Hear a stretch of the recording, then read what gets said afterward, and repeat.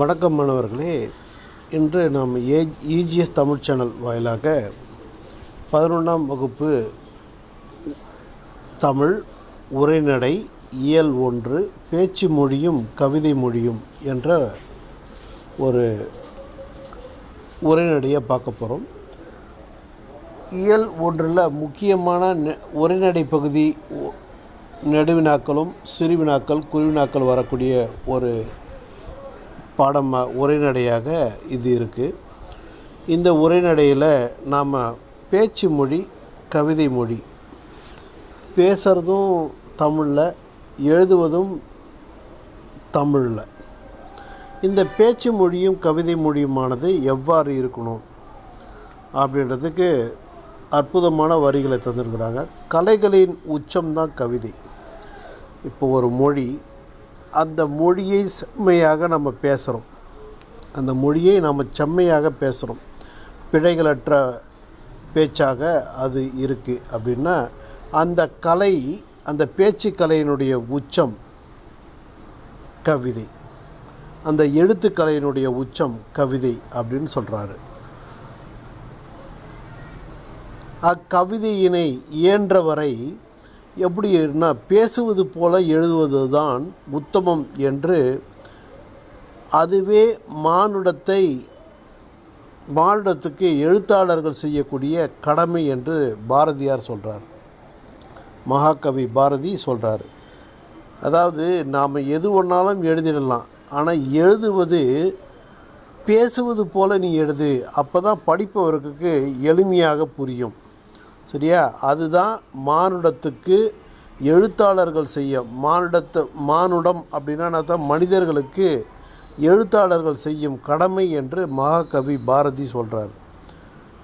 கவிதை எவ்வாறு எழுதக்கூடிய நிகழ்வு நிகழ்கிறது அப்படின்னா, எழுத்து மொழியை கடந்து பேச்சு மொழி எவ்வாறு கவிதைக்கு நெருக்கமாக இருக்கிறது என்பதை பற்றியெல்லாம் பேசுகிறது தான் இந்த கட்டுரை, இந்த உரைநடை பகுதி. சரியா? கவிதை எழுதுவதற்கான ஒரு உணர்வு நமக்கு எப்படி வருது, அந்த நிகழ்ச்சி எவ்வாறு நிகழுது, எழுத்து மொழியை கடந்து பேச்சு மொழி எவ்வாறு கவிதைக்கு நெருக்கமாக இருக்கிறது, பேச்சு மொழி கவிதைக்கு நெருக்கமாக இருக்கும் என்பதை பற்றியெல்லாம் இந்த உரைநடை பகுதியில் நம்ம பார்க்க போகிறோம். சரி, இப்போ நம்ம கவிதைனா என்ன அப்படின்னு நமக்கு தெரியுமா? கவிதை எழுதும் செயல்பாடு எப்படி நிகழுது நமக்குள்ள, அதாவது எதுகை மோனையோட நாம் கவிதைகளை எழுதுகிறோம், எதுகை மோனையோட கவிதைகளை எழுதுகிறோம். எதுகை என்னென்ன, மோனைனா என்ன? அந்த எழுத்து இரண்டாம் எழுத்து ஒன்றி வந்தால் எதுகை, முதல் எழுத்து ஒன்றி வந்தால் மோனை அப்படின்னு சொல்லிட்டு உங்களுக்கு 10ஆம் வகுப்பிலேயே இலக்கிய நயம் பாராட்டுக்களை நீங்கள் படிச்சிருப்பீங்க. இதெல்லாம் எதுக்கு வருது? அவ்வாறு எதுகை மோனையோட அதில் கூறப்படுகின்ற கருத்து ரசனையோடு இருந்தால் நம்ம படிப்பவருடைய மனதுக்குள்ளே ஆழமாக பதிஞ்சு போயிடும். 1.25 அடி திருக்குறளை நம்மால் மனப்பாடம் பண்ணிடா அப்படின்னா ஒரு 10-15 நிமிஷத்துக்கு மேலே ஆகும். ஆனால் ஒரு சினிமா பாட்டை அற்புதமாக பாடிடுவான். காரணம், அந்த எதுகை மோனையோடு இருக்கக்கூடிய அந்த வரிகள் அவனுக்கு நினைவூட்டுவதாக இருக்குது, அவனுடைய மனதை ஈர்ப்பதாக இருக்குது. அதனால தான் கவிதை எழுதுகிற போது எழுது கொண்டிருப்பவனுக்கு என்ன நிகழுது அப்படின்ற ஒரு மாற்றம், அந்த மாற்றம் எப்படி வருது? இப்போ ஒரு கவிதை ஒருத்தர் எழுதுகிறார், அந்த கவிதை எழுதக்கூடிய சூழல் அவருக்கு எவ்வாறு ஏற்படுது, அந்த நிகழ்ச்சி எவ்வாறு ஏற்படுது, கவிதை எழுதி முடித்துவிட்ட பிறகு கவிஞருக்கும் அந்த கவிதைக்கும் உள்ள உறவு என்ன ஆகும், இவையெல்லாம் குறித்துலாம் படிக்க போகிறோம். அதாவது நமக்குள்ள ஒரு சிந்தனையானது உருவாகுது, ஒரு கவிதை எழுதுவதற்கான ஒரு சிந்தனையானது உருவாகுது. அது நம் மனதுக்குள்ளே அந்த கவிதை வரியானது அசை போட்டுட்டு இருப்போம். சரியா? அந்த அசை போடும் வரைக்கும் தான் நமக்கும் அந்த கவிதைக்குமான உறவு இருக்கிறது அப்படின்னு சொல்ல வரார் இந்த பாடத்தில், இந்த உரைநடையில். சரியா? சரி, நம்ம அந்த கவிதையை நாம் மனதுக்குள்ளே அசை போட்டாச்சு. அற்புதமாக அந்த கவிதையானது மனதுக்குள்ளவே நம்ம எழுத்து பின்னலை கொண்டு ஒரு வார்த்தையை உருவாக்குறோம். வார்த்தை பின்னலை கொண்டு ஒரு கவிதையை நாம் உருவாக்கிட்டோம். சரி, உருவாக்கிய ஒரு கவிதையை இப்போ நான் எழுதுகிறேன். எழுதி முடித்த பிறகு எனக்கும் அந்த கவிதைக்குமான உறவு முடிஞ்சிடுச்சு. சரியா? அதை குறித்தெல்லாம் படிக்கிறது தான் இந்த பேச்சு மொழியும் கவிதை மொழியும். இந்த கட்டுரை இது ஒரு நெடிய கட்டுரை. இந்த கட்டுரையை எழுதியவர் பேர் இந்திரன் அப்படின்றவர். இப்போ இந்திரனை குறித்து நம்ம முதல்ல தெரிஞ்சுக்கிட்டு நம்ம அதுக்குள்ளே இந்த பாடத்துக்குள்ளே நம்ம போகலாம். இந்திரன்னா இந்த கட்டுரையை எழுதியவர் ராஜேந்திரன் என்னும் இயற்பெயர் கொண்டவர். இந்திரன் சிறந்த கலை விமர்சகர், கவிஞர், மொழிபெயர்ப்பாளர், ஓவியர் என பன்முகத்தன்மை கொண்டவர் தான் இந்த ராஜேந்திரன் என்று கூறக்கூடிய இந்திரன்.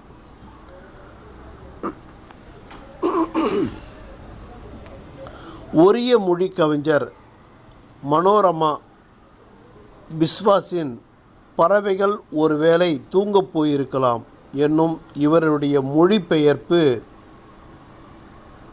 நூலுக்காக 2011ஆம் ஆண்டு சாகித்ய அகாதமி விருது பெற்று இருக்கிறார். இவர் முப்பட்டை நகரம், சாம்பல் வார்த்தைகள் உள்ளிட்ட கவிதை தொகுப்புகளும், தமிழ் அழகியல், நவீன ஓவியம் உள்ளிட்ட கட்டுரை நூல்களையும் இவர் படைச்சிருக்கிறார். வெளிச்சம், நுண்கலை ஆகிய இதழ்களை இவர் நடத்தியிருக்கிறார். சரியா? இந்திரன் என்பவர் ஒரு சாகித்ய அகாதமி விருது பெற்றவர். எந்த நூலுக்காக? ஒரிய மொழி கவிஞர் மனோரமா பிஸ்வாஸின் பறவைகள் ஒருவேளை தூங்கப் போயிருக்கலாம் என்னக்கூடிய ஒரு மொழிபெயர்ப்பு நூலுக்காக 2011ஆம் ஆண்டு சாகித்ய அகாதமி விருது வாங்கியிருக்கிறார். சரியா? இந்திரனுடைய இயற்பெயர் அப்படின்னா ராஜேந்திரன். இவர் எழுதிய பிற நூல்கள் அப்படின்னு பார்த்தோன்னா முப்பட்டை நகரம், சாம்பல் வார்த்தைகள் உள்ளிட்ட கவிதை தொகுப்புகளும், தமிழ் அழகியல், நவீன ஓவியம் உள்ளிட்ட கட்டுரை நூல்களையும் இவர் எழுதியிருக்கிறார். வெளிச்சம், நுண்கலை ஆகிய இதழ்களை இவர் நடத்தியவர். சரியா? இதுவரைக்கும் நாம் இந்திரனை குறித்து நாம் தெரிந்து கொண்டோம். அதுக்கு அடுத்ததாக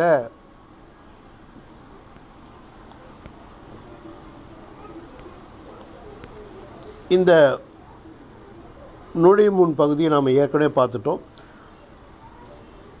என்னை விளக்கிய மொழி.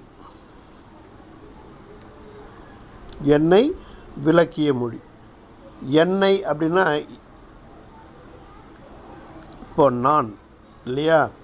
எனக்கு மொழி என்பது அறிமுகமாவதற்கு முன்னால் பொருட்களும், விலங்குகளும், பறவைகளும், வானும், நிலவும், சூரியனும், மரங்களும், செடிகளும் இருந்திருக்கவே இல்லை. அந்த சொல்லானது இல்லை. அதாவது ஒரு குழந்தை இருக்குது. குழந்தை முதல்ல பேச தொடங்குது. அந்த குழந்தைக்கு மரத்தை காட்டி இதுதான் மரம், இதுதான் செடி, இதுதான் கொடி அப்படின்னு நம்ம பேர் சொல்ல சொல்ல அது மனதுக்குள்ளே பதிய வைக்குது. அந்த பெயர் அந்த குழந்தைக்கு சொல்லாத வரை அந்த பொருளுக்கான பெயர் அதுக்கு தெரியாது. அது பொருள் என்றே அதுக்கு தெரியாது. சரியா? ஆனால் ஒரு உருவமானது இருக்குது. அதுக்கு நாம் பெயர் சொல்லித்தரோம். அந்த பொருளுக்கான பெயரை சொல்கிறோம். அந்த பெயரை அந்த குழந்தையானது மனதுக்குள்ளே பதிய வைக்குது. அதுதான் எனக்கு மொழி என்பது அறிமுகமாவதற்கு முன்பாக ஊ அப்படின்னு சத்தம் போட ஆரம்பிக்குது குழந்தை. அந்த குழந்தை பேசத் தொடங்கும்போது மொழியானது தலைப்படுது. மொழியானது அப்பொழுதுதான் அந்த குழந்தைக்கு அறிமுகமாகுது. அந்த அறிமுகமானதற்கு முன்னாடி பொருட்கள், விலங்குகள், பறவைகள், வான், நிலவு, சூரியன், மரம், செடி ஆகியவற்றுக்கான பெயர் அதுக்கு தெரியாது. மொழி எனது உலகத்தை ஒவ்வொரு பொருளுக்கும் பெயர்களுடன் கட்டியெழுப்பியது. மொழி எனக்கு தெரிஞ்ச பிறகு ஒவ்வொரு உலகத்தில் இருக்கக்கூடிய ஒவ்வொரு பொருளுக்குமான பெயர் எனக்குள்ள கட்டி எழுப்பியது. இதன் பிறகுதான் நான் என்ற ஒன்று பிறந்தது. சரியா? நான் என்ற ஒன்று பிறந்தது. நான், என்னால் இது செய்ய முடியும், நான் மட்டும்தான் அதை பண்ணுவேன் அப்படின்ற ஒரு உணர்வெல்லாம் அந்த மொழி என்ற ஒன்று தெரிந்த பின்புதான் எனக்குள்ளே ஏற்பட்டது. எனது உலகம் என்பது மொழியினால் கட்டமைக்கப்பட்ட பிறகு அந்த உலகத்திலிருந்து தனித்து பிரித்து நிற்கிற நான் உதயமானேன். சரியா? நான் என்ற ஒன்று பிறந்தது. எனது உலகம் என்பது மொழியினால் கட்டமைக்கப்பட்ட பிறகு அந்த உலகத்திலிருந்து தனித்து பிரிந்து நிற்கிற நான் உதயமானேன். இது எல்லாம் எப்படி ஏற்பட்டதுன்னா, மொழி என்ற ஒன்று எனக்குள் பிறந்த பிறகுதான். நான் இன்றைக்கு நினைத்து பார்க்குறேன், மொழியினுடைய பொருளை அறிந்து கொள்ள தொடங்கியது எந்த ஆண்டில், எந்த நாளில், எத்தனை மணிக்கு, இவை அனைத்திற்கும் என்னிடத்தில் பதில் இல்லை அப்படின்னு அவருக்குள்ள மொழி என்ற ஒன்று என்னைக்கு பிறந்தது, எந்த ஆண்டு, எப்பொழுது, எத்தனை மணிக்கு, இதெல்லாம் கேள்வி கேட்கும்போது அவருக்கு அதுக்கெல்லாம் பதில் தெரியல. ஏன்னா அவருக்கு மொழி என்று அறிமுகப்படுத்தப்பட்டது அவருடைய இளம் பருவத்தில், அவர் அறியாத பருவத்திலேயே அவருக்கு மொழியானது புகுத்தப்பட்டது. அம்மா இந்த பொருளை காட்டி இந்த ஒரு பொருளுக்கான பெயரை சொல்லுவாள். அந்த பெயரை பார்க்கும்போதெல்லாம் அந்த பெயரானது நம்ம மனதுக்குள்ளே அசை போட்டு இருப்போம் சிறு குழந்தையாக இருக்கும்போது. நான் உணர்ச்சியினால் நிரம்பி இருக்கிற போது அந்த வேகத்தை பதிவு செய்வதற்கு சொற்கள் உதவும் என்று எப்போது எனக்கு தோன்ற தலைப்பட்டது. அதாவது ஒரு பொருளை ஒரு குழந்தை எடுக்க போகுது, அந்த பொருளை நாம் மறைச்சி வச்சுட்டா அந்த குழந்தை அழுவும், இல்லை கண்ணில் நீர் வைத்து கொள்ளும். இந்த உணர்வு, அந்த உணர்வு நிரம்பிய அந்த நிலை, அந்த வேகத்தை பதிவு செய்வதற்கு சொற்கள் உதவும் என்று எப்போது எனக்கு தோன்றியது தெரியல.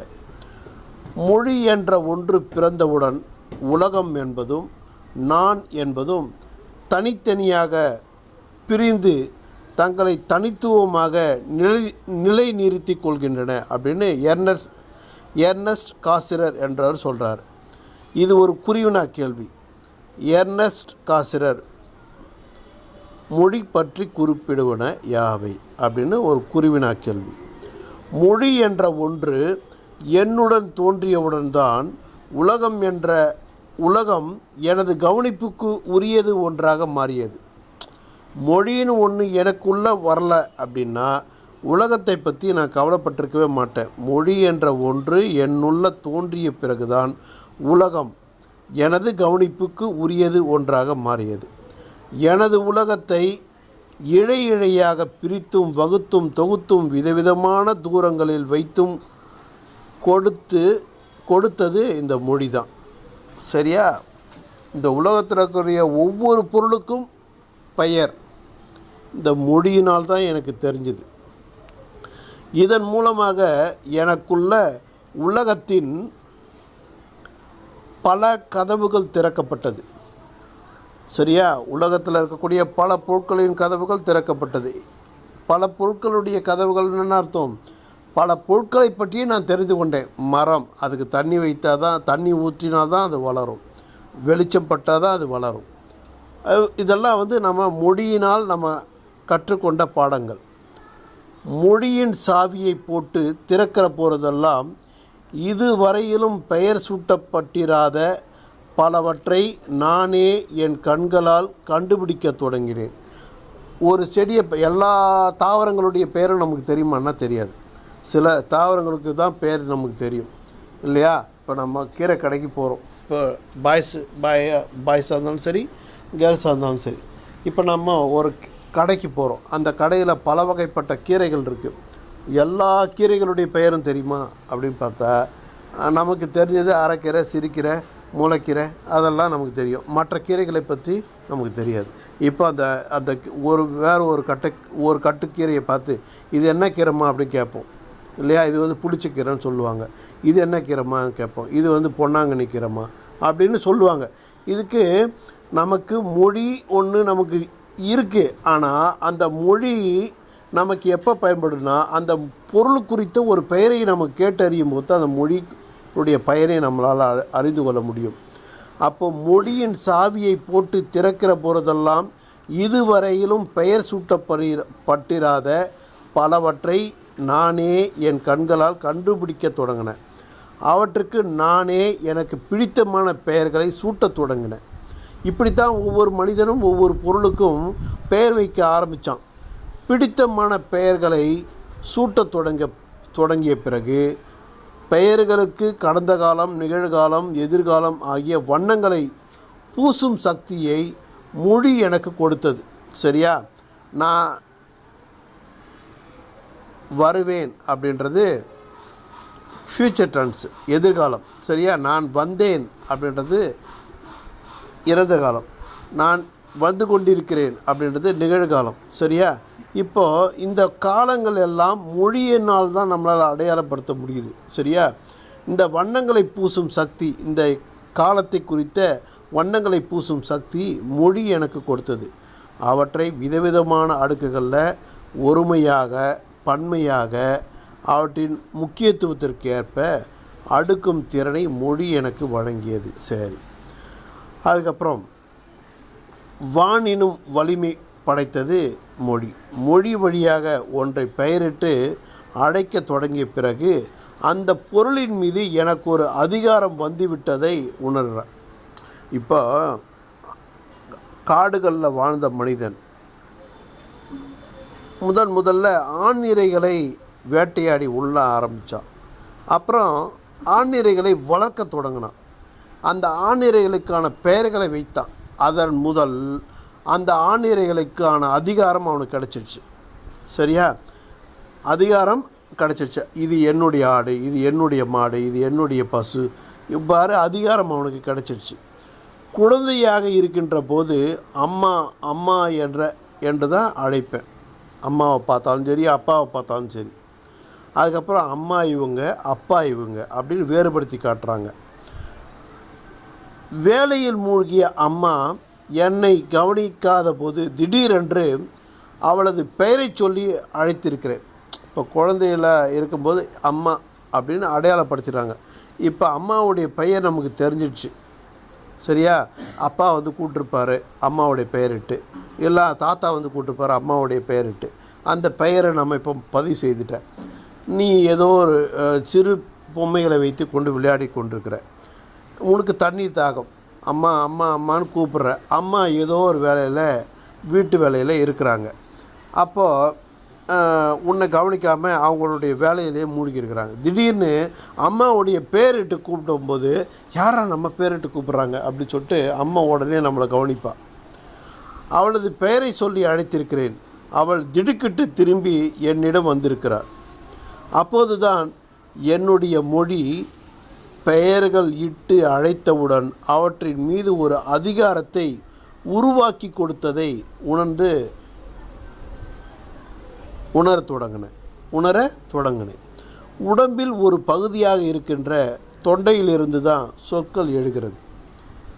அந்த தொண்டையை அழுத்தி பிடிச்சிட்டா நம்ம சொற்கள் வந்து வேறு மாதிரி காற்று மட்டும்தான் வரும். அவற்றை ஏற்றம், இறக்கம், உச்சரிப்பு, வேகம், நிதானம், திரும்ப திரும்ப சொல்லுதல், இடையில் கொடுக்கக்கூடிய மௌனம் ஆகியவற்றுக்கு ஏற்றவாறு பயன்படுத்தி பொருள் வேறுபாடுகளை என்னால் ஏற்படுத்த முடியும் என்று உணர்கிறேன். இது மட்டுமன்றி கை கால் அசைவு, முகத்தசைநார்களுடைய அசைவு, முகத்தை வந்து சுருக்கி காட்டுறது, சிரிக்கும்போது பற்கள் தெரியும்படி இதழ் விரித்து சிரித்தல், இதெல்லாம் முகத்தசைநார் பயிற்சி. சரியா?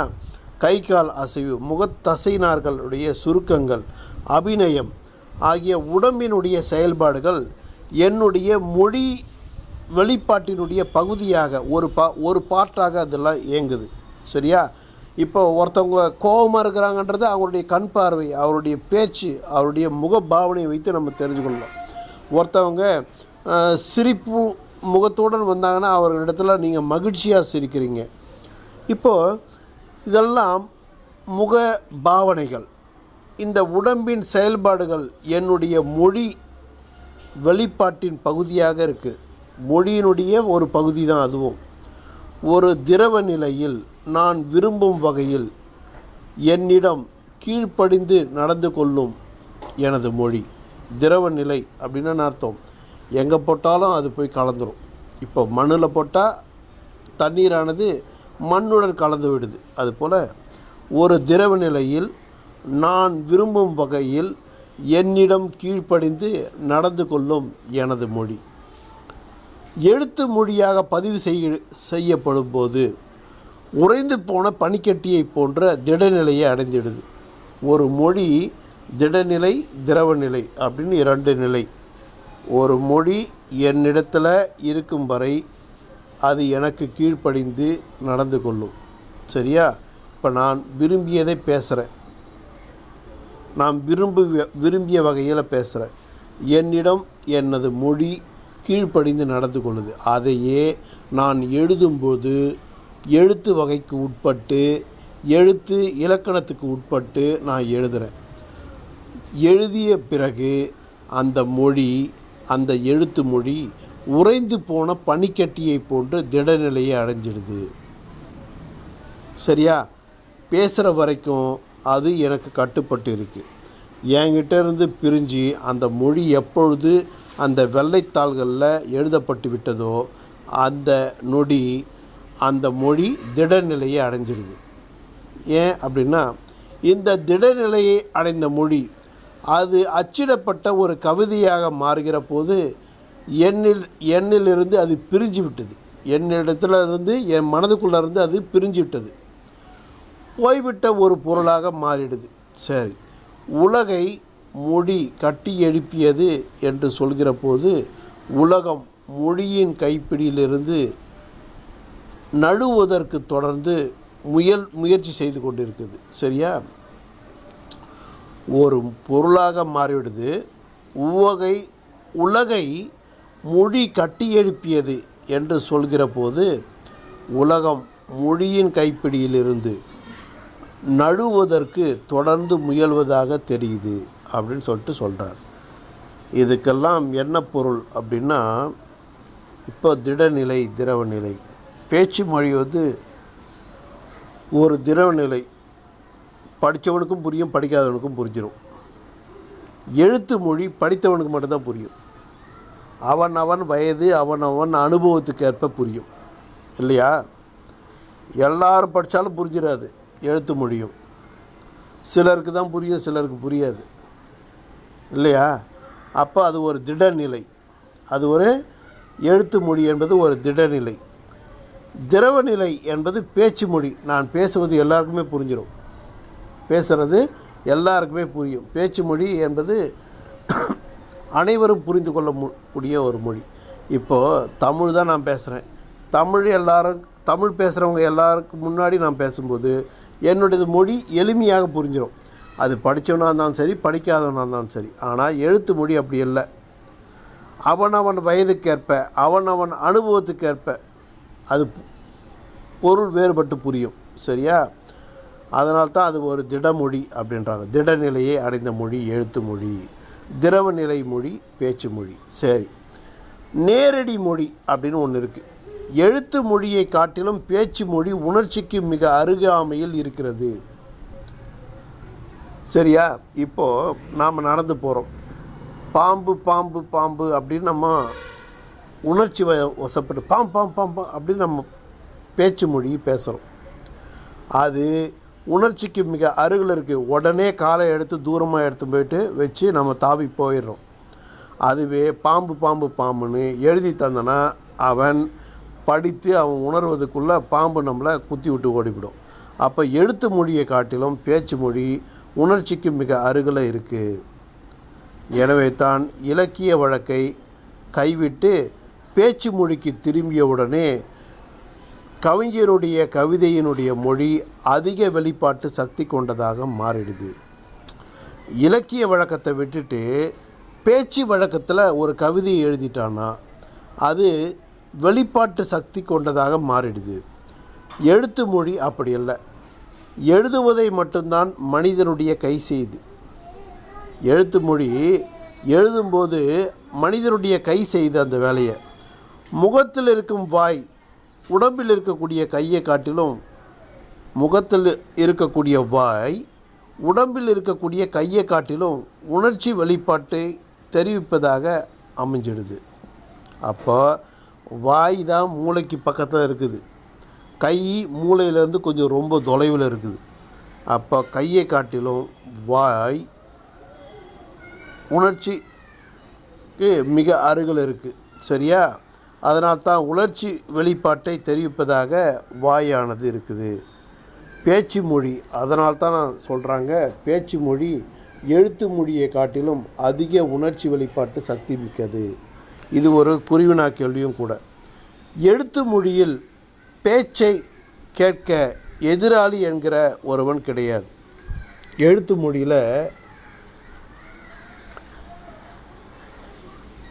மொழியில் பேச்சை கேட்க நாம் எழுதிடுறோம். எழுதியதை ஒன்று நாம் படிக்கணும், இல்லை எழுதுனதை இன்னொருத்தன் படிக்கணும் இல்லையா? அந்த எழுதும்போது பேச்சை கேட்க எதிராளி என்கிற ஒருவன் கிடையாது அப்படின்னு நம்ம வச்சுக்கலாம். எழுத்து என்பது ஒரு வகையில் பார்த்தால் தனக்குத்தானே பேசிக்கொள்கிற பேச்சு. இப்போ நாம் எழுதுகிறோம்பா, ஒரு கவிதை ஒன்று எழுதுகிறோம். அந்த கவிதையை நாம் எழுதி நாமளே படிக்கிறோம். சரியா? சரி, அந்த கவிதையே அந்த கவிதையை படிச்சுக்குது அப்படின்னா கவிதைக்கு உயிர் இல்லை. அந்த கவிதையே தன்னுடைய அந்த வார்த்தைகளை படித்து ரசித்து கொள்கிறது. அது எப்படிப்பட்ட நிலையோ அதுதான் எழுத்து மொழி. எழுத்து மொழியில் பேச்சை கேட்க எதிராளி என்கிற ஒருவன் கிடையாது. சரியா? நாம் ஒரு புத்தகம் எழுதிட்டோம், புத்தக கடைக்கு போயாச்சு. அந்த புத்தகத்தை வாசகன் என்பவன் ஒருவன் வந்து வாசிக்காத வரை அந்த புத்தகத்தில் உள்ள செய்திகள் உலகத்துக்கு தெரியாது. சரியா? அப்போ எழுத்து மொழியில் பேச்சை கேட்க எதிராளி என்கிற ஒருவன் கிடையாது. சரியா? எழுத்து என்பது ஒரு வகையில் பார்த்தால் தனக்குத்தானே பேசிக்கொள்ளுகிற ஒரு பேச்சு. எழுத்து என்பது என்னது? தனக்குத்தானே பேசிக்கொள்கிற ஒரு பேச்சு. தனக்குத்தானே பேசிக்கிறான்டா அவன் பைத்தியமாவன் அப்படின்னு சொல்கிறோம் இல்லையா? அந்த மாதிரி. ஆனால் பேச்சு என்பது அப்படி அல்ல. பேச்சு என்பது தன்னை திறந்து கொள்கிற ஒரு செயல்பாடு. இப்போ நாம் ஒரு பெரும் சபை கற்றவர்கள் நிறைந்திருக்கக்கூடிய ஒரு சபை. ஒருத்தர் வந்து கண்ணாபண்ணான்னு வந்து பேசுகிறான்னா, இப்போது நீங்கள் பெரியார்தாசன் பேசுகிறத நீங்கள் கேள்விப்பட்டிருப்பீங்க. அவர் பேசுகிற பேச்சு, அவர் ஒரு பேராசிரியரா அப்படின்னு பலருக்கு டவுட் வந்துடும். அவ்வளவு கிராமத்தார் மாதிரி பேசுவார். ஆனால் அவர் ஒரு பேராசிரியர். பெரியார்தாசன் நீங்கள் கேள்விப்பட்டிருப்பீங்க. அவர் ஒரு பேராசிரியர். ஆனால் அவர் வந்து திராவிட கொள்கைகளை பரப்பும்போது, அந்த பெரியார் சிந்தனைகளை பரப்பும்போது அவருடைய அந்த மேடை பேச்சுகள்லாம் கிராமத்தார் பேசுவது போல இருக்கும். அந்த பேச்சை கேட்பவர்கள் இவர் கண்டிப்பாக ஒரு பெரிய பேராசிரியர் என்று யாருமே ஒத்துக்க மாட்டாங்க. ஆனால் அவ்வளவு நிபுணத்துவமான ஒரு பேச்சு, கிராமத்தாருக்கும் புரியும்படியான ஒரு பேச்சு. சரியா? இதெல்லாம் எதுக்காக சொல்கிறேன் அப்படின்னா, பேச்சு என்பது எழுத்து மொழியை காட்டிலும் அதிக உணர்ச்சி வெளிப்பாட்டு சக்தி கொண்டது. அது எல்லோருக்கும் புரியும் வகையில் பேசணும். பேச்சு என்பது தன்னை திறந்து கொள்கிற ஒரு செயல்பாடு. நீ பேசுவதன் மூலமாகவே நீ எப்படிப்பட்டவன் என்பதை எதிராளி தெரிந்து கொள்ள முடியும். உண்மையில் சொல்லப்போனால் பேச்சு என்பது மொழியில் நீந்துவது. இப்போ சுகிசிவம் என்பவர் ஒரு சிறந்த பேச்சாளர். அவருடைய பேச்சை நீங்கள் கேட்டிருக்க வாய்ப்புண்டு. அதுபோல்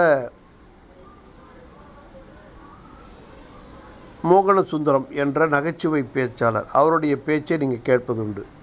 சுகிசிவன் என்பவருடைய பேச்சுக்கும் அந்த மோகனசுந்தரம் என்பவருடைய பேச்சுக்கும் வித்தியாசம் உண்டு. மோகனசுந்தரம் பேசுவது மிகுந்த எளிமையான பேச்சு, படிக்காதவர்களும் புரிந்து கொள்ளக்கூடியது. சுகிசிவம் என்பவருடைய பேச்சு படித்தவர்கள் புரிந்து கொள்ளக்கூடியது. சரியா? சரி. நல்லை கண்ணன் மிக அற்புதமான தமிழ் பேச்சாளர். கம்பராமாயணத்தை கரைத்து குடித்த மனிதன். கம்பராமாயணத்தை கொண்டே தன்னுடைய வாழ்நாள் முழுக்க பல பட்டிமன்றங்களை நிகழ்த்தி காட்டியவர். அவருடைய பேச்சு மொழியை நீங்கள் கேட்டிருக்கலாம். அவர் கம்பராமாயணத்தில் எந்த ஒரு பகுதியும் மனப்பாடமாக சொல்லுவார். அத்தனை பயிற்சி அவருக்கு. இதெல்லாம் அவருடைய பேச்சு மொழி. கம்பராமாயணத்தை படித்தவர்கள் நன்கு புரிந்து கொள்ள முடியும். அவர் அது இல்லாமல் பல தலைப்புகள் அவர் பேசியிருக்கிறார். இருந்த போதும் பேச்சு என்பது மொழியில் நீந்துவது. அவர் கம்பராமாயணத்தை சொல்லும்போது நீங்கள் கேட்கணும். அப்படியே அந்த கம்பராமாயணத்திலேயே மிதப்பார். மொழியில் நீந்துவது அதுதான். சரியா? பேச்சு மொழியின் போது நமது உடம்பின் வெளிப்பாடுகள் நம்மை மொழி என்னும் நீரில் முன்னோக்கி நகரச் செய்கின்றன. பேச்சு மொழியின் போது நமது உடம்பின் வெளிப்பாடு நம்மை மொழி என்னும் தண்ணீரில் முன்னோக்கி நகர செல்கிறது. சரியா? இப்போ தண்ணிக்குள்ளே ஒரு படகானது எவ்வாறு நீந்தி செல்லுதோ, படகை ஓட்டுபவன் அந்த துடுப்பை இயக்குவது மூலமாக அந்த படகானது நீரில் மிதந்து செல்கிறது இல்லையா? அதுபோல் மொழி நம்மை நீந்த செய்கிறது. இதை உணர்ந்த கவிஞர்கள் சிலர் தங்களுடைய கவிதைகளை எதிரில் இருக்கும் வாசகனோடு பேசுவது போல அமைக்கிறாங்க. சரியா? இதையே அவர்கள் நேரடி மொழி என்று சொல்கிறாங்க. நேரடி மொழின்னா என்னப்பா? இப்போ எதிரில் இருக்கிறவனா கூட பேசுவது போல கவிதை எழுதுத்தாம்பா நேரடி மொழி. அவ்வளோதான் விஷயம் இதில். அதுக்கப்புறம் நேரடி மொழி எனப்படும் பேச்சு மொழிக்கு ஒருபோதும் பழமை தட்டுவதில்லை. சரியா? அந்த பேச்சு மொழி எப்பொழுதுமே பழமை தட்டுவதில்லை. இப்போ ரொம்ப பழைய செய்திப்பா அப்படின்னு யாருமே ஒதுக்கி விட மாட்டாங்க. அது வேற்றுமொழி ஆவதும் இல்லை. வேற்றுமொழி என்று நம்ம ஒதுக்கி விட முடியாது. அது எப்போதுமே உயிர்ப்புடனும் மாறிக்கொண்டும் இருக்கும். உயிர்ப்போடு மாறிக்கொண்டிருக்கு. இப்போ கொரோனா வைரஸு 1ஆம் அலை, 2ஆம் அலை, 3ஆம் அலை, ஒவ்வொரு அலைக்கும் ஒவ்வொரு விதமாக தன்னுடைய அமைப்பை மாற்றிக்கொண்டது. அதுபோல் ஆனால் வைரஸாக கூட மொழியை நான் ஒப்பிடலை, சொல்கிறேன். அதுபோல் மொழி ஒவ்வொரு தருணத்துக்கும் காலத்துக்கு ஏற்ற மாதிரி மாறிடுது. எப்போதுமே உயிர்ப்புடன் மாறிக்கொண்டிருக்குது. இம்மொழிதான் ஒரு கவிஞரை நிகழ்காலத்தவரா அல்லது இறந்த காலத்தவரா என்பதை நிர்ணயிக்குது அப்படின்னு மலையாள கவிஞர் ஆற்றூர் ரவிவர்மா என்பவர் சொல்கிறார். சரி, பேச்சு மொழியில் ஒரு கவிதை செய்யப்படுகிற போது அது உடம்பினுடைய மேல்தோல் போல் இருக்குது. பேச்சு மொழியில் ஒரு கவிதை உடம்பினுடைய மேல்தோல் போல் இருக்குது. பேச்சு மொழி ஒரு கவிதை உடம்பினுடைய மேல்தோல். இப்போ மேல்தோல்னு ஒன்று இல்லைன்னா உடம்பில் இருக்கக்கூடிய நரம்புகள்லாம் என்ன ஆகும், எலும்புகள்லாம் என்ன ஆகும், கொட்டிடும் இல்லையா? இப்போ உடம்பினுடைய மேல்தோல் ரொம்ப முக்கியம். ஆனால் எழுத்து மொழியில் அதே சொற்கள் கவிதையின் உணர்வை உணர்ச்சியற்ற ஆடை போல போர்த்தி மூடிவிடுது. இப்போ கவிதை நீ எழுதிட்ட, அந்த கவிதையை ஒருத்தன் படிக்காத வரை அந்த கவிதையானது உலகத்துக்கு போய் சேராது இல்லையா? அப்போ உணர்ச்சியற்ற ஆடை போல் போர்த்தி மூடிவிடுது. அது கவிதை என்பது படித்து ரசனையோடு ரசிக்கணும். அப்போ தான் அந்த கவிதை ஒரு உணர்ச்சி பெறும், உணர்வு பெறும். அப்படி இல்லைன்னா அது ஒரு உணர்ச்சியற்ற ஆடை தான். சரியா? கவிதை மரபான தனது செய்யுள் சந்தத்திலிருந்து விடுதலை அடைந்து விட்டது. அடுத்ததாக அது கவிதைக்கென இருக்கிற தனித்துவமான மொழி நடையிலிருந்தும் விடுதலை அடைய வேண்டும். முதல்ல மரபு கவிதைகளாக இருந்தது. யாப்பிலக்கணங்களுக்கு உட்பட்டு அந்த கவிதைகளை எழுதுனாங்க. அதை தான் நீங்கள் அகநானூறு புறநானூறுன்றலாம் நம்ம படிச்சுட்ருக்குறோம் இல்லையா? அந்த யாப்பு கட்டுகளை அந்த சிறையிலிருந்து விடுபட்டு புது கவிதைகள் ஆனது வந்தது. அந்த புது கவிதைகள் என்பது யார் படித்தாலும் புரியும். அந்த அந்த மொழியை யார் படித்தாலும் புரிஞ்சிடும். சரியா? அந்த கவிதையை எல்லாருமே ரசிக்கலாம். ஆனால் மரபு கவிதைகள் அப்படி கிடையாது. மரபு கவிதைகள் என்பது படித்தவர்கள் மட்டுமே புரிந்து கொள்ளக்கூடியதாக இருந்தது. சரியா?